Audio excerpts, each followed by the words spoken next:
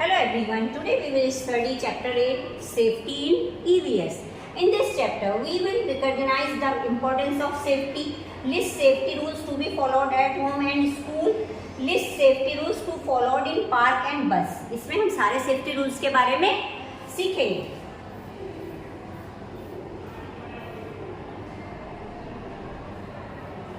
We need to be careful while doing our daily activities. हमें जो भी हम अपना डेली एक्टिविटीज़ का वर्क करते हैं उसमें हमें केयरफुल रहना चाहिए, सावधान रहना चाहिए. Accidents can happen any time anywhere. Accident कभी भी हो सकते हैं, कहीं पर भी हो सकते हैं. Safety rules are the basic rules that everyone should follow to remain protected from any mishappening. Safety rules किस लिए बनाए जाते हैं? जिससे कि प्रत्येक व्यक्ति, सभी लोग अपने आप को मिस हैपनिंग, किसी भी दुर्घटना से बचा सकें. विच कैन बी अवॉइडेड, जिसको हमें अवॉइड करना चाहिए. They help you to always remain safe anywhere. ये क्या करते हैं? हमें हमेशा हर जगह सेफ रखने में हमारी हेल्प करते हैं.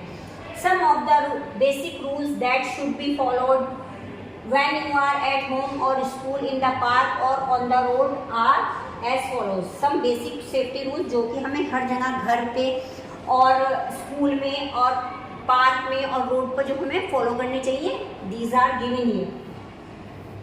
Safety at home. अब घर पे हमें क्या सेफ्टी रूल्स फॉलो करने चाहिए?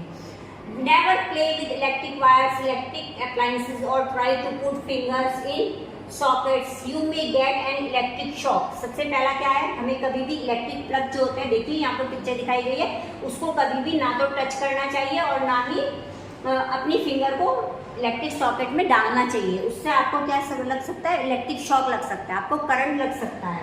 Do not use blade, sharp object and scissors in the absence of elders. कभी भी बड़ों की एब्सेंस में हमें सीजर और ब्लेड का यूज नहीं करना चाहिए. You may get injured and hurt yourself. इससे क्या होगा कि आप अपने आप को इंजर्ड कर सकते हैं. Do not touch hot objects in the kitchen or play with fire, matchsticks, candles और क्रैकर्स. कभी भी किचन में आपको जाकर जो भी गर्म ऑब्जेक्ट होते हैं, हमारा गर्म कुकर होता है या गैस होता है, उसको हमें टच नहीं करना चाहिए और ना ही हमें मैच स्टिक और कैंडल्स और क्रैकर्स से खेलना चाहिए. Do not take medicine on your own. कभी भी जो भी मेडिसिन होती हैं अपने आप हमें नहीं लेनी चाहिए. जो भी हमें मम्मा देती हैं या डॉक्टर प्रेस्क्राइब करते हैं, हमें वही मेडिसिन खानी चाहिए. Do not leave toys and other things scattered on the floor. You may trip and fall. कभी भी अपने खिलौने वगैरह जो होते हैं फ्लोर पे नहीं छोड़ने चाहिए. उससे क्या होगा? आप उनमें अटक कर गिर सकते हैं. Safety at school. Memorise the contact number and names of your family members and school person who can be contacted in an emergency. सबसे पहले आपको क्या करना है? स्कूल की सेफ्टी के जितने भी हमारे नंबर्स हैं, स्कूल के इम्पोर्टेंस नंबर्स हैं, उनको हमें याद करना है और जितने भी आपके पेरेंट्स के नंबर हैं उनको भी हमें लर्न होने चाहिए. Do not run around, push, jump और डैश और play in the classroom in the absence of the teacher. कभी भी हमें क्लास में भागना नहीं चाहिए, दौड़ना नहीं चाहिए, ना ही किसी को पुश करना चाहिए और डेस्क पे जंप नहीं करना चाहिए. और जब भी क्लासरूम में टीचर नहीं है तो हमें खेलना नहीं चाहिए उनके एब्सेंस में. Be careful while walking up and down the stairs on the playground and other areas in the school premises. का हमेशा जब भी आप स्टेयर से ऊपर नीचे उतर रहे हैं, चढ़ रहे हैं या ऊपर जा रहे हैं, तो आपको केयरफुल रहना चाहिए और कभी भी एक दूसरे को पुश नहीं करना चाहिए. Inform the teacher if you leave the class for any reason. हमेशा अपने टीचर को इन्फॉर्म करके क्लास से बाहर हमें जाना चाहिए. इफ़ यू और someone else get hurt, inform the teacher. अगर किसी को क्लास में कभी भी चोट लग जाती है तो सबसे पहले आपको टीचर को इन्फॉर्म करना है.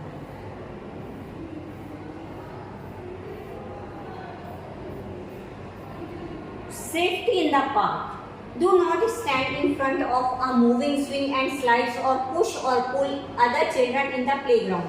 कभी भी आपको मूविंग स्विंग जो होता है, जो भी आपका झूला जो होता है मूव कर रहा है, तो आपको उसके सामने नहीं खड़ा होना है और किसी भी बच्चे को पुश और पुल नहीं करना है. Always play games that are age appropriate and safe. और हमें हमेशा अपनी एज के अकॉर्डिंग जो भी हमें गेम्स हैं वो खेलने चाहिए. बड़ों के गेम्स हमें नहीं खेलने चाहिए. डू नॉट प्ले और ऑन ब्रोकन स्विंग स्लाइड्स और अदर इक्विपमेंट। कभी भी टूटा हुआ झूला और स्लाइड्स जो हैं उन पे हमें कभी नहीं खेलना चाहिए, उससे हमें चोट लग सकती है। डू नॉट टॉक टू और गेट फ्रेंडली विद स्ट्रेंजर्स। कभी भी किसी अजनबी से हमें फ्रेंडली नहीं होना है और उनसे बात नहीं करनी है। Always accompany and be under the supervision of an elder, a parent or your group of friends to be safe। हमेशा आपको क्या करना है, जब भी आप बाहर जा रहे हैं अपने बड़ों के साथ चाहिए, आपके साथ आपके पेरेंट होने चाहिए या आपकी एज ग्रुप के आपके फ्रेंड्स होने चाहिए।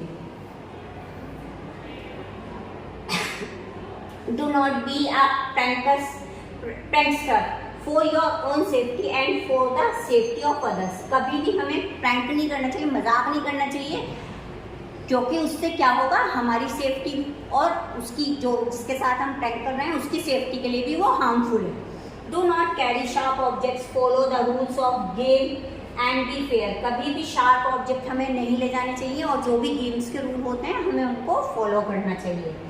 नेक्स्ट इज सेफ्टी इन बस। While traveling in the bus, do not put any part of your body out the window।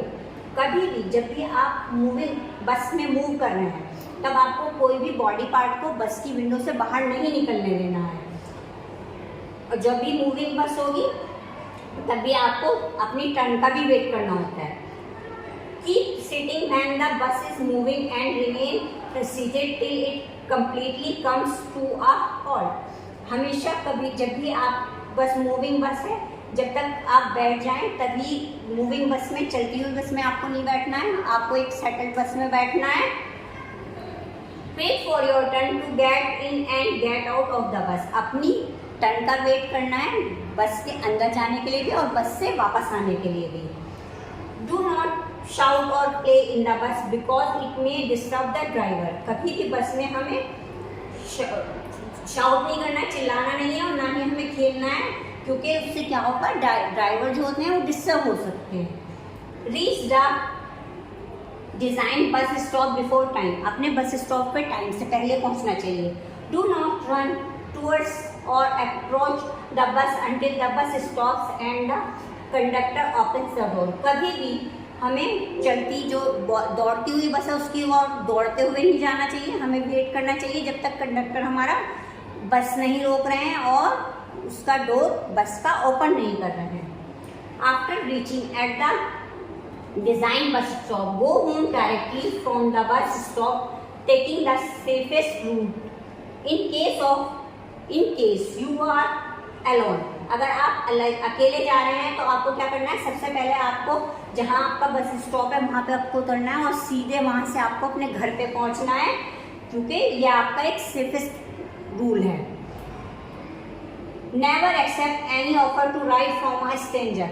कभी भी हमें किसी अजनबी से कोई भी हेल्प नहीं लेनी चाहिए, चाहे वो आपको कह रहा है हम आपको आपके घर छोड़ सकते हैं, बट हमें नहीं लेनी है उसकी help. Traffic signals. The traffic signals communicate the basic rules of the road through simple pictures and colors। Traffic signals हमें कम्युनिकेट, बेसिक रूल्स जो होते हैं रोड के वो हमें बताते हैं और उनके पिक्चर्स और कलर्स भी होते हैं। They prevent accidents, control movement and direction of the vehicles, thereby safeguarding the vehicle users and pedestrians. ये क्या प्रिवेंट कराते हैं, अगर हम ट्रैफिक रूल्स को फॉलो करते हैं उससे हमारे जो एक्सीडेंट्स होते हैं हम उनसे बच सकते हैं और किस डायरेक्शन में व्हीकल को जाना है, और जो भी व्हीकल हैं या पेडिस्ट्रियंस हैं, पैदल चलने वाले जो लोग हैं उनका भी सबका ध्यान ट्रैफिक सिग्नल्स के अकॉर्डिंग रखा जाता है। They tell you what you are allowed to do, what you must not do and give helpful information about the local area.